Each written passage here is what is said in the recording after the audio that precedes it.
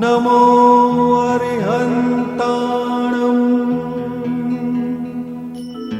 નમો સિદ્ધાણં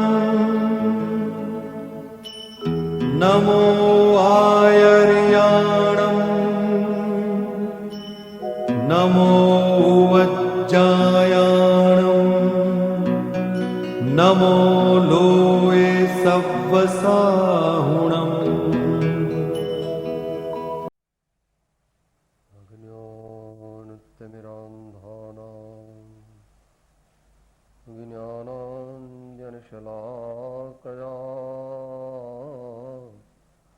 चक्षुः उन्मीलितं येन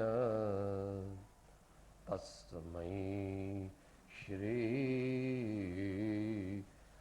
गुरवे नमः। परात्पर गुरुवे नमः। परम्पराचार्य गुरुवे नमः। परम गुरवे नमः।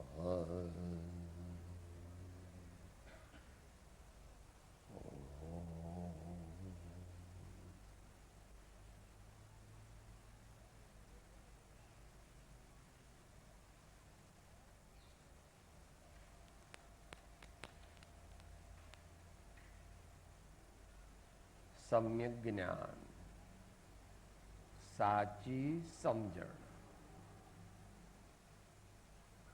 એ વિષયની વિચારણામાં વ્યવહાર સમ્યક જ્ઞાનની વાત ચાલે છે. અહીં વ્યવહાર એટલે જેને શ્રી આત્મસિદ્ધિ શાસ્ત્રમાં આત્માર્થી લક્ષણની ત્રીજી ગાથામાં કયો તેવો વ્યવહાર. એટલે આખી ગાથા બોલીએ. એક હોય ત્રણ કાળમાં પરમાર્થ નો પંથ, પ્રેરે તે પરમાર્થ ને તે વ્યવહાર સંબંધ.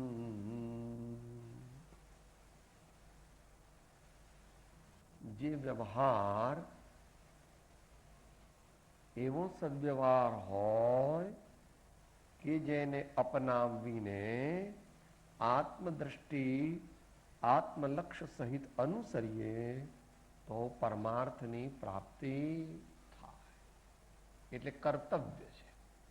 એ કર્તવ્યરૂપ સદવ્યવહાર.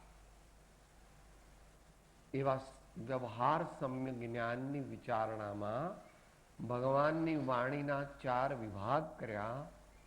એમાં પ્રાથમિક ભૂમિકામાં અને મધ્યમ ભૂમિકામાં રહેલા મુમુક્ષુઓને જે વિશેષ ઉપકારી છે એવા પૂર્વે થયેલા મહાન પુરુષોના ચરિત્ર અને જેના દ્વારા પાપની શ્રદ્ધા થાય, પુણ્યની શ્રદ્ધા થાય, વૈરાગ્ય વધે, મહાપુરુષો પ્રત્યે ભક્તિ વધે, એવા બધા પ્રસંગો, પ્રકારો, ચરિત્રો, આલેખનો જેમાં આવે એનું નામ પ્રથમાનુયોગ. એ પ્રથમ અનુસરવા યોગ્ય છે. એ અનુસર્યું ન હોય તો આગળનું વાંચેલું કાર્યકારી થતું નથી, ફ્રૂટફુલ થતું નથી. એને માટે જે પત્રાંક 506માં આપણને જે શબ્દો વાપર્યા છે તે સહેજ યાદ કરી જવા જોઈએ. 407મું પાનું છે.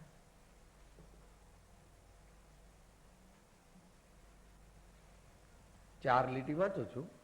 અત્યારે વિષય એટલા માટે કે ભાઈ આવું બધું તમારે અલ્પ બુદ્ધિ વાળાઓ માટે છે. અમે તો તીક્ષ્ણ બુદ્ધિ વાળા છીએ, બહુ હોશિયાર છીએ, તો અમારે વળી આ ભગવાનને શું કામ છે એમનું ચરિત્ર જાણીને, અથવા તો આ વૈરાગ્ય ને આ બધું તો અમને છે એને કહે છે. જવાબ, જ્ઞાની પુરુષો તને પ્લીઝ થાય એવું નહીં કહે અને ડિસ્પ્લીઝ થાય એવું નહીં કહે. જે પરમ સત્યનો અનુભવ તેમણે કર્યો અને ભગવાનની આજ્ઞા પ્રમાણે ચાલ્યા, એ જ કહેશે તારી લાગવક, તારી શેષરમ કે તારા સંપ્રદાયની મુખ્યતાથી તેઓ નહીં કહે. એવો સત્યને વરેલા, કોઈને વરેલા નથી. આત્મા એટલે શું? આત્મા એટલે પરમ સત્ય, સત્યને વરેલા છે. ઉપરથી ત્રીજો પેરેગ્રાફ છે. આ ઠેકાણે એવો ભેદ ઉત્પન્ન થાય કે ઉપદેશ બોધ કરતા સિદ્ધાંત બોધનું મુખ્યપણું જણાય છે. કેમ કે ઉપદેશ બોધ પણ તેને જ અર્થે છે. તો પછી સિદ્ધાંત બોધનું જ પ્રથમથી અવગાહન કર્યું હોય તો જીવને પ્રથમથી જ ઉન્નતિનો હેતુ છે. વાયા મીડિયા જવું એના કરતા ડાયરેક્ટ જવું. હવે એનો જવાબ એક નાના વાક્યમાં એક એક શબ્દ વિચારવો. અત્યારે સમય નથી આપણી પાસે, પોતે જાતે જઈને વિચારવો પડે. આ પ્રકારે જો વિચાર ઉદ્ભવે તો તે વિપરીત છે. આ પ્રકારે જો વિચાર ઉદ્ભવે તો તે વિપરીત છે.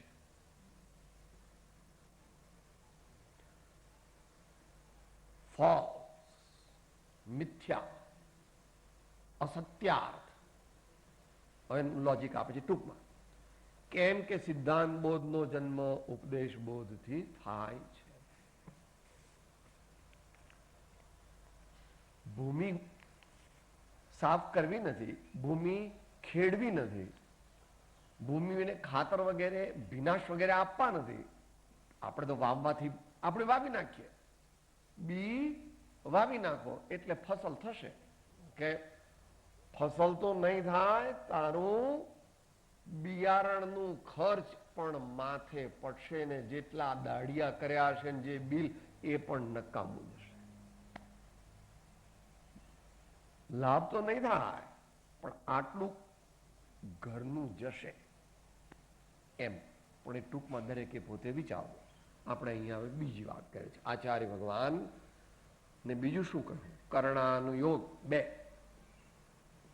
પૃષ્ઠ સંખ્યા 467 છે. આમાં એમાં 4 ગતિનું સ્વરૂપ તથા લોકનું સ્વરૂપ બતાવ્યું છે. 4 ગતિ, બરાબર? મનુષ્ય ગતિ, તિર્યંજ ગતિ, દેવગતિ અને નરક. તથા લોકનું સ્વરૂપ એ 3. ઉર્ધ્વલોક જેમાં સ્વર્ગાદિની વ્યવસ્થા છે, મધ્યલોક જ્યાં આપણે રહીએ છીએ, અને અધોલોક જ્યાં નરકના જીવોનો નિવાસ સ્થાન છે. જીવોની અવસ્થાના ભેદ, ગુણસ્થાન અને માર્ગના સ્થાનોનું કથન તથા કર્મનો બંધ, ઉદય, સત્તા આદિનું નિરૂપણ છે. પરમાત્મા છે, આપણી બુદ્ધિ એમાં પહોંચે એવી નથી બધી. પણ ભગવાન તો બધું કે, આપણે સમજીએ કે ન સમજીએ. ભગવાનનું કહેલું બધું અત્યારે છે નહીં, અત્યારે તો અલ્પ છે. જેટલું છે એટલું આપણા બધા માટે પૂરતું છે. અત્યારે તને સર્ટિફિકેટ મળી જાય મોક્ષનું એવી વ્યવસ્થા આ 2001 મહિનો જુલાઈ ને ક્ષેત્ર આ ગાંધીનગર જિલ્લો કે ગુજરાત પ્રાંત અથવા ભારત દેશ અથવા આ દુનિયા ભગવાન કોરા ચેક પર સહી કરે એટલા ઉદાર છે. સારા બિઝનેસમેન ના કહેવાય સાહેબ, હું તો કોઈ દિવસ ના કરું, તું ન કરે. મારા સ્વામી જુદા છે, શરત મૂકે છે તું સંકેત પ્રાપ્ત કર એટલે અમે સહી કરી દઈએ, અથવા ઉત્તમ મુક્ષુ બની જા અને સત્પુરુષાર્થ કર તો પણ કરી દઈએ. સમ્યક દ્રષ્ટિ બની જાય તો પણ કરી દઈએ, અને ઉત્તમ મુક્ષુ બની અને જો તું સત્પુરુષાર્થ કરે જ્ઞાનીની આજ્ઞા પ્રમાણે તો પણ અમે સહી કરી દઈએ. એટલે પહેલી વાત તો માની, પણ બીજી વાત બરાબર નથી. મારા સ્વામી એ બિઝનેસમેન નથી, મારા સ્વામી તારા જેવા કેલ્ક્યુલેટિવ નથી. મારા સ્વામી તારી મમ્મીથી પણ 100 ગણા ઉદાર છે. તું આખો દિવસ તારી મમ્મી એમ કહે ને સાહેબ મારી બા એટલે તમને ખબર ન પડે. એકવાર સાંજના 4 વાગે ગયો તો એમને એમ બેઠી હતી એટલે બાત જ સાંજનો ટાઈમ થઈ ગયો જમવાનો. પણ તું પહેલા નહોતો આવ્યો ને એટલે મેં તો છાશ પીધી છે કે તારા વિના હું ખાઉં નહીં. હાલ એના કરતા 100 ગણું તો બહુ ઓછું એસ્ટિમેટ છે. એમ કે છે આચાર્ય, તત્પ્રતિ પ્રીતિ ચિત્તેન યેન વાર્તાપી શ્રુતા સનિશ્ચયેન ભવેદ ભવ્યો ભાવિ નિર્વાણ ભાજ. સનિશ્ચયેન ભવેદ ભવ્યો, નિશ્ચયથી અમે એના મોક્ષની ગેરંટી આપીએ છીએ, પણ શરત સામે ફૂલફિલ કરવી જોઈએ. અંતરના હૃદયથી પરમાત્માના વચનો સાચા છે એવું જો તું શ્રદ્ધા કરે તો. તમે કહો છો તો આ માન્યું, ચાલો તમે કહો છો તો માન્યું. ऐसा नहीं तो सर्टिफिकेट नहीं मिलेगा. તો બહુ કચકચ કરો છો, માથું ખાવ છો, આખો દાડો આવું આવું કયા કરો છો. હા ચાલો ને, કહો છો ભગવાનની સાક્ષી કહો છો, ચાલો આપી. ધર્મમાં બળજોરી છે નહીં. 100% વોલ્યુશન હોય તો જ આ બાજુ આવવું નિશ્ચય મોક્ષ માર્ગમાં. 100% વોલ્યુશન. આ તમે રાજી થાવ ને એટલે હું પર્યુષણમાં આવીશ. તમને સારું લાગે ને, તારું કલ્યાણ ન થાય, આવે તો સારું થાય, લાભ થાય, કલ્યાણ ન થાય. કોઈને રાજી રાખવા માટે નહીં, મારા ભાવને જીવન પવિત્ર બનાવો. સત્યને સમજો, સત્યને અનુસરો. એવું તારા આત્મામાં હોય તો જ પરમાર્થની પ્રાપ્તિ થાય. દુનિયામાં માન વગેરે મળે, મોટા સન્માન પત્રો પણ મળે, પુણ્ય પણ મળે, પણ એમાં ભાવ હોવો જોઈએ. ભાવ પ્રમાણે પુણ્ય મળે. બહારની ક્રિયા પ્રમાણે 10% અને અંતરના ભાવ પ્રમાણે અને અભિપ્રાય પ્રમાણે 90%. યાદ રાખવું કે હું માળા જપું તો સ્વર્ગમાં જવું ને, કે માળા જપે તો સ્વર્ગમાં જાય એવું નિયમ નથી, પણ માળા જપતા સારા ભાવ કરે. માળા કરતા પરમાત્મા પ્રત્યેનો શરણાગતિનો ભાવ એવો અંદરમાં બદલાય. તારા ભાવ બદલાય તો કર્મ બંધ બદલાય. રિવર્સમાં ગાડી નાખવાની, પણ રિવર્સમાં એકદમ ન જાય.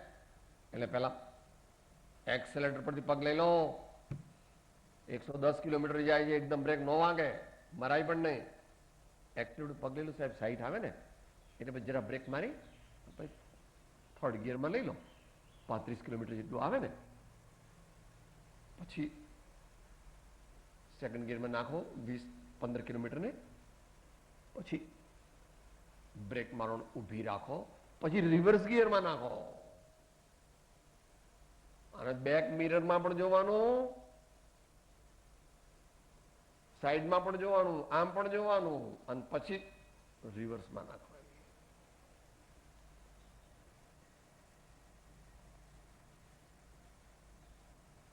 પત્રાંક 143 મુદ્દો 3. પત્રાંક 143 મુદ્દો 3.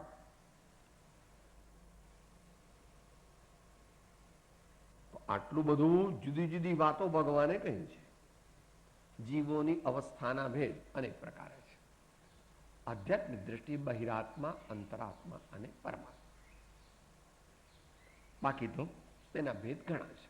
10 પ્રકાર, 1 પ્રકાર, 2 પ્રકાર, 3 પ્રકાર, 4 પ્રકાર વગેરે. ગુણસ્થાન 14 ગુણસ્થાન ભગવાને કહ્યા છે.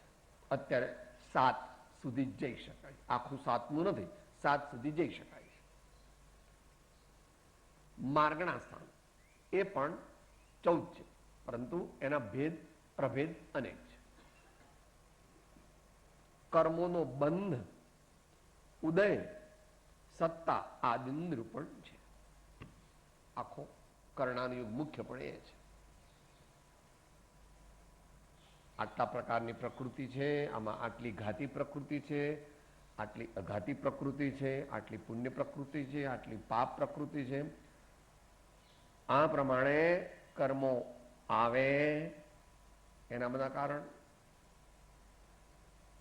આટલા ચોંટે, કેટલા ચોંટે, કેટલા કાળ માટે ચોંટે, એ ચોંટી ગયા પછી ઉખડે કે ન ઉખડે, ઉખાડી શકાય, કેવી રીતે ઉખાડી શકાય, બધા ઉખાડી શકાય કે ન ઉખાડી શકાય, એવું બધું સૂક્ષ્મ વર્ણ, સામાન્ય કર્મ, ચીકણા કર્મ, નિકાચિત કર્મ, નિધત્ત કર્મ, એ બધો એનો વિસ્તાર શ્રીમદ ભગવત આચાર્ય ભગવંતોએ પ્રભુની આજ્ઞાથી કરેલ છે, જેમાં આપણી બુદ્ધિ બહુ જતી નથી.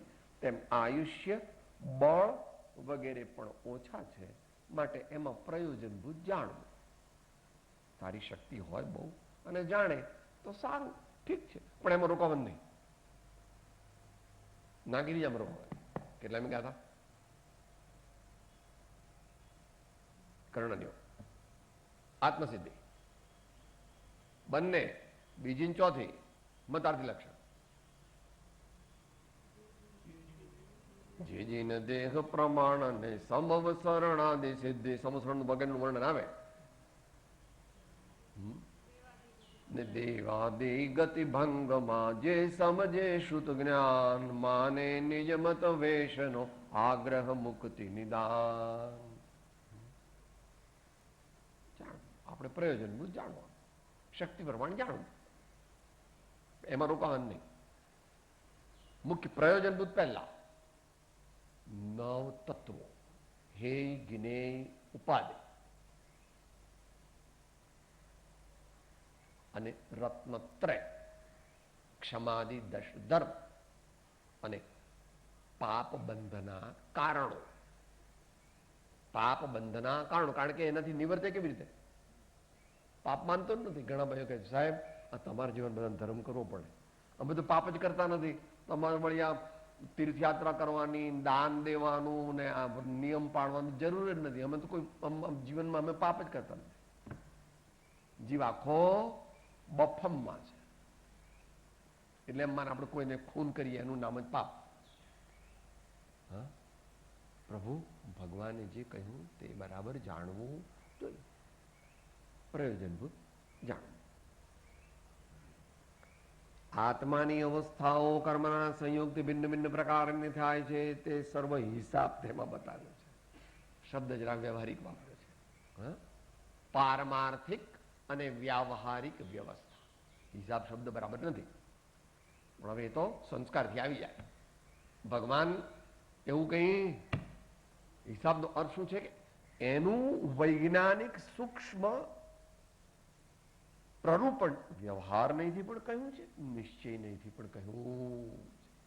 અને કર્ણાન યોગમાં કોક વાર એવો શબ્દ વાપરવો પડે છે, કારણ કે ગણિતાનું યોગ છે, એટલે એમાં જ્યોમેટ્રી, એલ્જિબ્રા, ટ્રિગોનોમેટ્રી આ બધું એકદમ ડિટેલમાં આવે છે. High grade calculations, high grade mathematics આવે છે બધું. આપણી બુદ્ધિ જેટલી છે, અમે તો થોડો પ્રયત્ન કર્યો તો પછી મૂકી દીધો. આજથી 24, 25, 26 વર્ષ પહેલા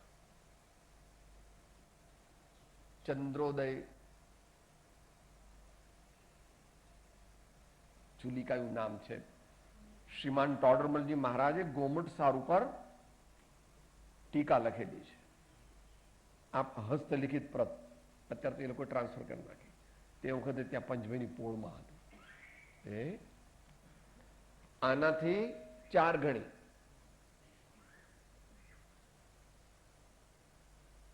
આ તો છાપેલી છે, એટલે શબ્દોની અપેક્ષા નથી કરતો, હું સાઈઝની અપેક્ષા કરું છું.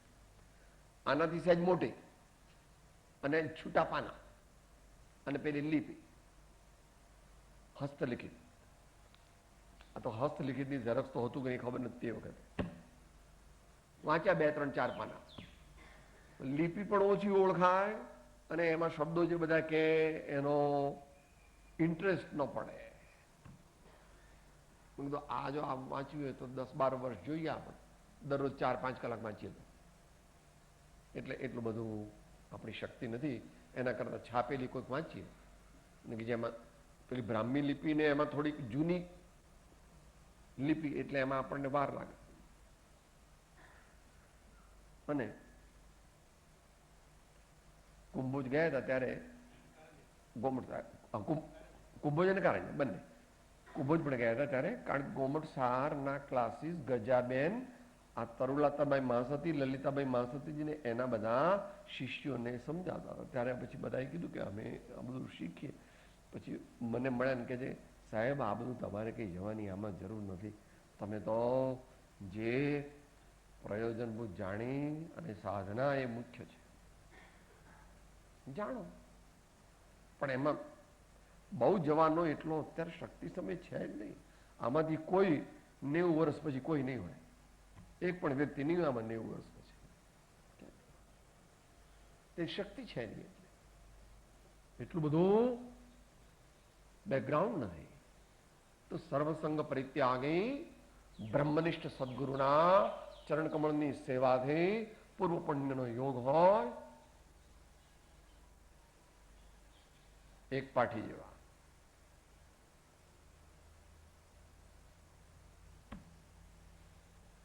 માટે આપણે તો પ્રયોજનભૂત જાણી અને પ્રયોગ કરવા માંડો. પ્રયોજનભૂત જાણીને જીવનમાં પ્રયોગ કરો કે મારા ભાવ નિર્મળ કરવા છે, મારા પરિણામ સારા કરવા છે, મારું જીવન પવિત્ર બનાવવું છે, દોષથી રહિત અને સદગુણ સંપન્ન થઈ અને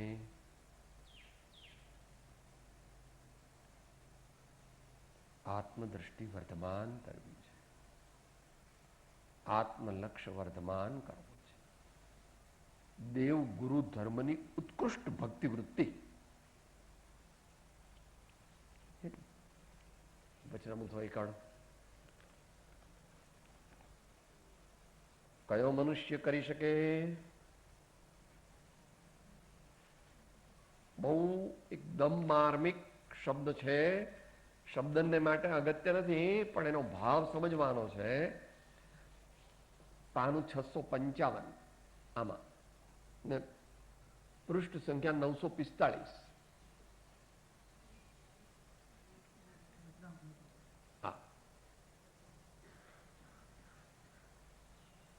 દેવ ગુરુની ઉત્કૃષ્ટ ભક્તિ વૃત્તિએ અંતરાત્મ ધ્યાન પૂર્વક 2 ઘડીથી 4 ઘડી સુધી ઉપશાંત વ્રત. આના પર એક મોટો લેખ લખી શકાય. આમ તો વિસ્તાર કરે તો આખું પુસ્તક લખીએ, આટલા એક લીટી ઉપર. દેવ ગુરુની ઉત્કૃષ્ટ ભક્તિ વૃત્તિએ અંતરાત્મ ધ્યાન પૂર્વક 2 ઘડીથી 4 ઘડી સુધી ઉપશાંત વ્રત. શું આવું સાહેબ? આ બધું કાઢ નાખો. દેવ ગુરુની ઉત્કૃષ્ટ ભક્તિ વૃત્તિએ શું જરૂર છે? ઉપશાંત વ્રત હું કરું છું, સામાયિક કહો છો ને, ચલો કરું છું. પ્રભુ એકડા વગરના તારા મીંડા 15-20 મૂકી દેતો પણ ચેક પાછો આવે.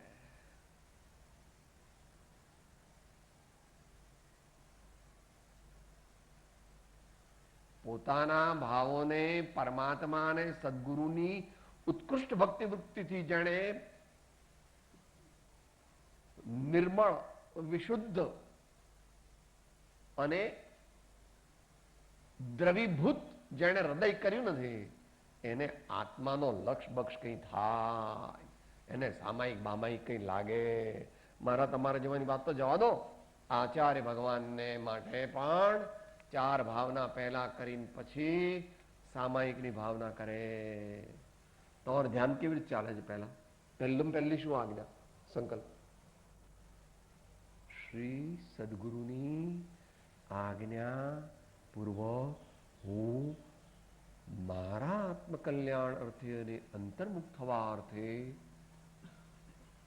આ ધ્યાનનો પ્રયોગ કરું. એમાં ગુરુ લાવવાનો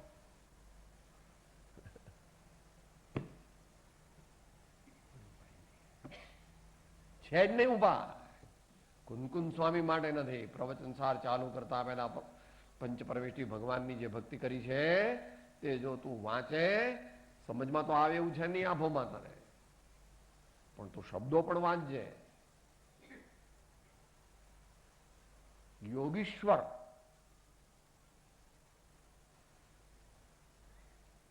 આત્માનું લક્ષ્ય, આત્માની દ્રષ્ટિ કરવી હોય તો ભાવો એકદમ વિશુદ્ધ વિશુદ્ધ વિશુદ્ધ.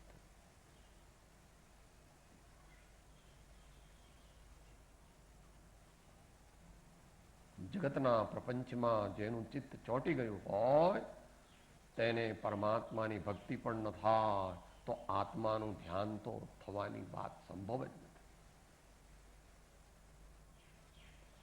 એટલે એના એડવાન્ટેજીસ 15મા પાઠમાં ગણાવે છે કે તું ભગવાનની ભક્તિ કરીશ તો શું શું થશે. નિજ આત્મ સ્વરૂપ મુદા પ્રગટે, મન તાપ ઉતાપ તમામ માટે, સમભાવી સદા પરિણામ થશે, જડ મંદ અધોગતિ જન્મ જશે, એ ઇત્યાદિ પ્રકારે સમજાયું. જે ગુણ સ્થાનકોને સમજે તે જ બરાબર જાણી શકે કે સમ્યક દ્રષ્ટિ કઈ અપેક્ષા એ બંધક અને કઈ અપેક્ષા એ અબંધક છે, તથા કર્મબંધ કયા ગુણ સ્થાનક સુધી હોય છે અને કર્મોની વ્યવસ્થા કેવી રીતે બદલી શકાય છે.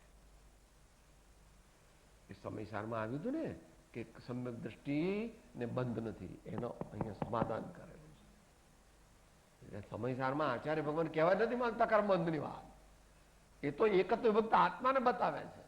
બાકીના પ્રસંગો તો, બાકીના કથનો પ્રાસંગિક છે. આ તો ત્યાં આગળ કહે છે જુઓ સમ્યક દ્રષ્ટિ બંધ નથી, તો કુંદકુંદ સ્વામી સાચા કે તમે સાચા? એટલે કુંદકુંદ સ્વામી સાચા હોય ને, એમાં પૂછવાનું શું? પણ એમની દ્રષ્ટિ, એમની પ્રતિજ્ઞા, તેઓ કયા નહીંથી કહે છે, કઈ પ્રકારે કહે છે, એ બધું સમજાવીને કે મને બંધ નથી. એવું પણ પછી અમૃતચંદ્રદેવે એક કળશ મૂક્યો છે. જે પોતે છાતી કાઢીને ઊંચું મોઢું કરીને કહે છે હું સમ્યક દ્રષ્ટિ છું, મને બંધ નથી, એ જીવ નિયમથી મિથ્યા દ્રષ્ટિ.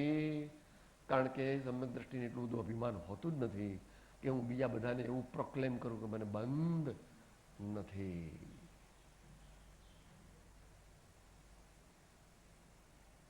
મહાન વિનયવાન થાય ત્યારે સમ્યક દ્રષ્ટિ બને, અને સમ્યક દ્રષ્ટિ બને ત્યારે 8 પ્રકારના અભિમાનનો અભાવ થાય.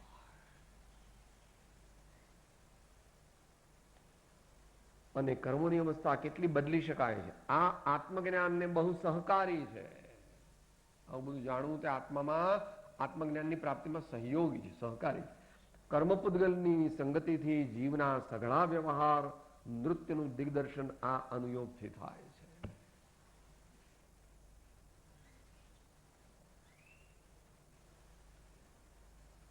કર્મબંધની વ્યવસ્થાને સામાન્યપણે જાણે તો, એટલા માટે આત્મસિદ્ધિમાં પણ એવું મૂક્યું સાહેબ. શા માટે મૂક્યું? અધ્યાત્મ શાસ્ત્ર હતું ને, કે એ વિના આખું પ્રણું પણ યથાયોગ્ય પણ નહીં થઈ શકે. બંને ગાતા બોલો.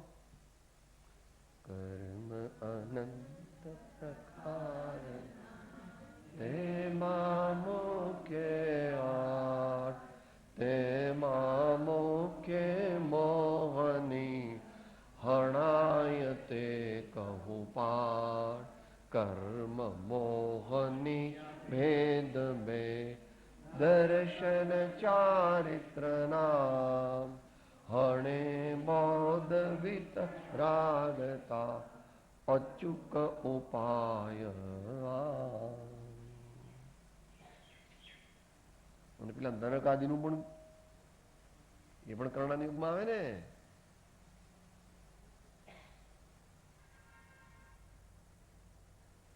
ચોથા પદની છેલ્લી ગાથા, તે બંધ વિશેષના સ્થાનક દ્રવ્ય સ્વભાવ ગહન વાત છે શિષ્ય આ કહી સંક્ષેપે.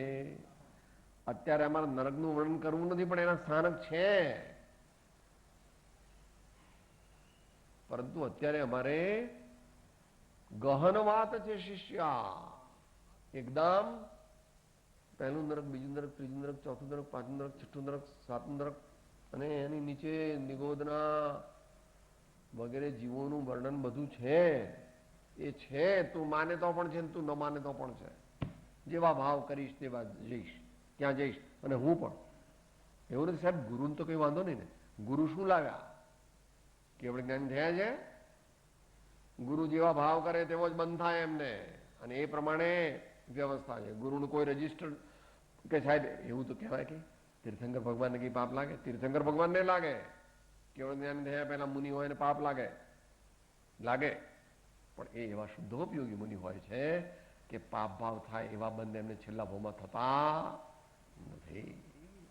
અતિ અતિ મોટા પુરુષ છે, બિયોન્ડ યોર કોન્સેપ્ટ. આવા મહાપુરુષોને ઓળખી ન શકે તો ભગવાનની તો ક્યાં વાત. માટે જ્યાં જ્યાં જે જે યોગ્ય છે ત્યાં સમજવું તે, ત્યાં ત્યાં તે તે આચરે. આત્માર્થી જન જ્ઞાનીને કોઈ વિરોધ નથી. જ્ઞાનીને કોઈ ગધેડો કે બળદ કે તો ઉલટું એમ કે જો તો મહાપુરુષ છે, મારો સાતમો ભાવ પણ જાણે, મારા આગલા ભાવો જાણે છે, એ તો હું ગધેડા છું, ગધેડા જેવા છો, બળદ છો, બળદ. આટલું સમજતા નથી મોટા પુરુષ. કઈ નહીં. સર્વાંગ સમાધાન. અને કોઈ પૂજે અને ભગવાન ગુરુ ગુરુ કહે તો પણ એક બે વર્ગ પછી પોતે જતા રહે ત્યાંથી. પોતાની પ્રશંસા, અયોગ્ય પ્રશંસા સાંભળવી નહીં. રોક પણ ન રોકી શકાય આપણાથી તો શું કરવું? ઉપાય નથી કોઈ. પોતાની જાતે ધીમે રહીને ત્યાં ચાલે જવું. કારણ કે એની સાથે ઝઘડો કરવાથી આપણા કશાય થાય. હા,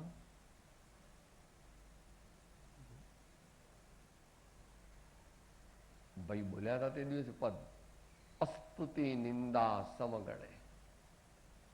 ગુરુદેવ નાનકનું પદ હતું ને, અસ્તુતિ નિંદા સમગણે. એ 837 આંકમાં પણ લીધેલું છે અને અપૂર્વ અવસરમાં તો આવે જ છે. હે, બધે આવે. સમતાનું વર્ણન છે. હવે છેલ્લો મુદ્દો, ચરણાનુયોગ. મન વચન કાયાને સ્થિર કરવા માટે, સ્વરૂપાચરણમય નિશ્ચય ચારિત્ર પ્રાપ્ત કરવા માટે જે જે વ્યવહાર ચારિત્રની આવશ્યકતા છે તે સર્વ આ અનુયોગમાં બતાવ્યું છે. ભગવાન સુપર સાયન્ટિસ્ટ છે, એટલે ભગવાન આ વિશ્વનું પણ વર્ણન કરે છે. એમાં તારા હેલિકોપ્ટર બધું આવી ગયું હતું.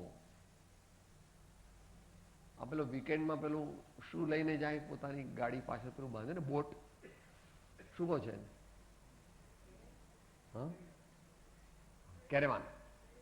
કેરેવાન વગેરે.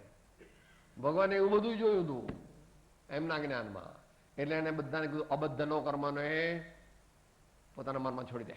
એ બધા અબદ્ધનો કર્મ છે. એક જ શબ્દમાં આખું વિશ્વ લઈ લીધું. આ પણ અબદ્ધનો કર્મ છે. આ અબદ્ધનો કર્મ છે. આ જ માત્ર બદ્ધનો કર્મ છે.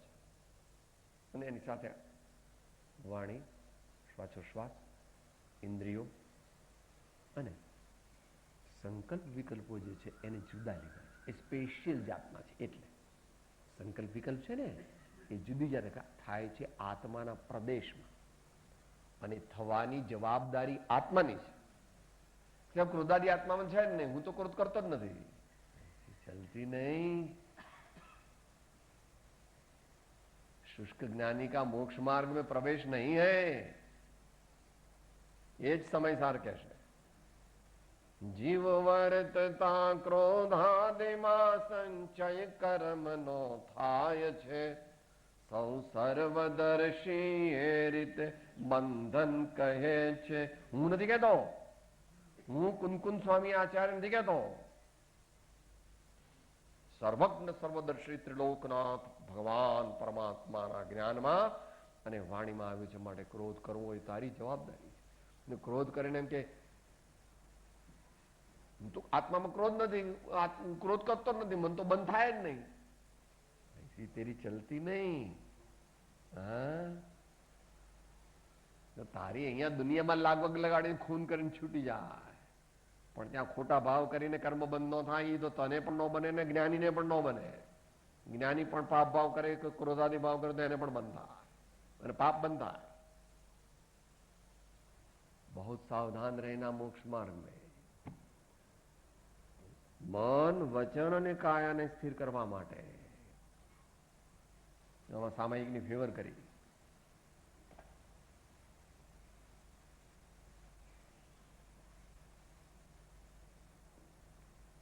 ભગવાને કહ્યું છે 63મી ગાથામાં મોક્ષ પામો. આહારનો વિજય કરો, નિદ્રાનો વિજય કરો, આસનનો વિજય કરો. જરૂર છે, પણ ત્યાં સમજણપૂર્વક હોવું જોઈએ, વિવેકપૂર્વક હોવું જોઈએ, શક્તિ પ્રમાણે હોવું જોઈએ, શક્તિ ગોપ્યા વગર હોવું જોઈએ અને એનું સ્વરૂપ જાણીને હોવું જોઈએ. એક દિવસમાં ઘણી વાર 3 દિવસ ધ્યાનમાં રહેતા, આખો ધ્યાન ના લાગે નિર્વિકલ્પ, પણ 3 દિવસ નો લોંગ કોલ, નો શોર્ટ કોલ, નો નથિંગ. આપણી બુદ્ધિમાં બેસે નહીં, એટલે બેભાન થઈ જાય. તો એ આપણે બેભાન બની જઈએ. એ બેભાન ન થાય, બધું લઈને આવ્યા છે આગલા ફોર્મનું. 7 ફૂટ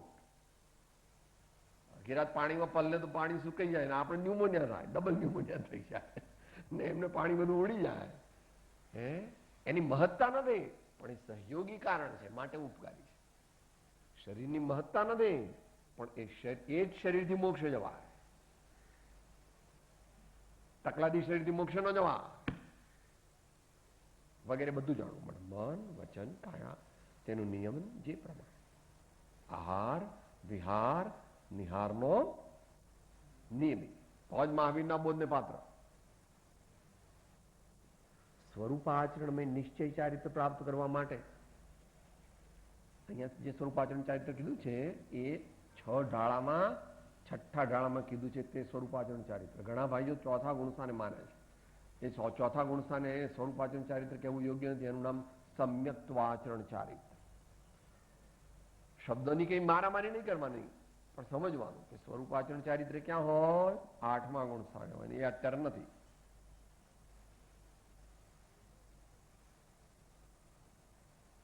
પણ ઇવેન્ચ્યુઅલી પ્રાપ્ત કરવું છે, આગલા મનુષ્ય ભૂમમાં પ્રાપ્ત કરવું છે. તો સ્વરૂપાચરણ મય ચારિત્ર, નિશ્ચય ચારિત્ર પ્રાપ્ત કરવા માટે જે વ્યવહાર ચારિત્રની આવશ્યકતા છે. પછી એને જ આવ્યું, બસ we are ending with what we started. પ્રેરેતે પરમાર્થને તે વ્યવહાર સમન આવશ્યકતા છે.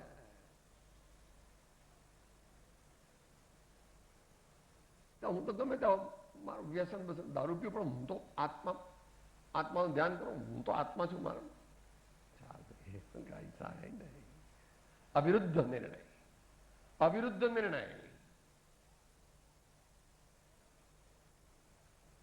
જ્યાં સુધી મનુષ્ય 100% પ્રમાણિક ન થાય અને ગુરુગમનો સ્વીકાર ન કરે અને અંતરમાં ઉત્તમ મુમુક્ષુપણું ન પ્રગટે, ત્યાં સુધી એ નિશ્ચય સમ્યક દર્શનની પ્રાપ્તિનો પુરુષાર્થ સાચો કરી શકતો નથી.